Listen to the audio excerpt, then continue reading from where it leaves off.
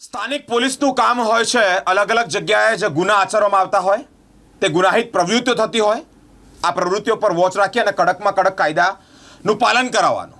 પરંતુ અલગ અલગ જગ્યા પર સ્થાનિક પોલીસ ઊંઘતી ઝડપાય છે અને એસએમસી સ્ટેટ મોનિટરિંગ સેલ દરોડા પાડે છે અને લાખો રૂપિયાના દારૂ જપ્ત કરે છે.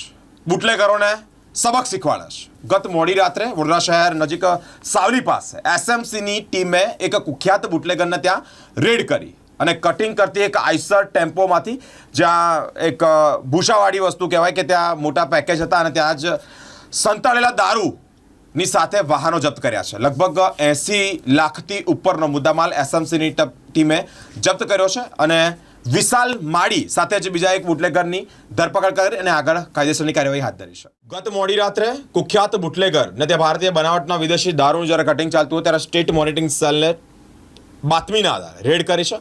ડાંગરના ભૂસામાંથી કોથળાની નીચે સંતાડેલો જે દારૂ છે તે ઝડપી પાડ્યો છે. આઈસર સહિત નાના મોટા 12 વાહનો કબજે કર્યા છે. વિશાલ માળી અને વિઠ્ઠલ માળીને ઝડપી પાડ્યા છે. 39,03,337નો અલગ અલગ સાઇઝ અને બ્રાન્ડેડ લેબલવાળા ભારતીય બનાવટના વિદેશી દારૂ ઝડપાશે. નાના મોટા 12 વાહનો જે 43,80,000 અને મોબાઈલ ફોન 2 નંગ જેની કિંમત 10,000 છે. સાથે જ આજે ડાંગરનું ભૂસું છે તેના કોથળા 80 નંગ જેની કિંમત 4,000, ટોટલ 82,97,337નો મુદ્દામાલ જપ્ત કર્યો છે. માલ મંગાવનાર અને કટિંગ કરનાર ધવલ ઉર્ફે મુન્નો અને સાગર સુભાષ જયસ્વાલ સહિત 19 વોન્ટેડ જાહેર કરાયા છે. સ્ટેટ મોનિટરિંગ સેલે સાવલી પોલીસ મથક મુદ્દામાલ લાવી આગળની તપાસ હાથ ધરી છે.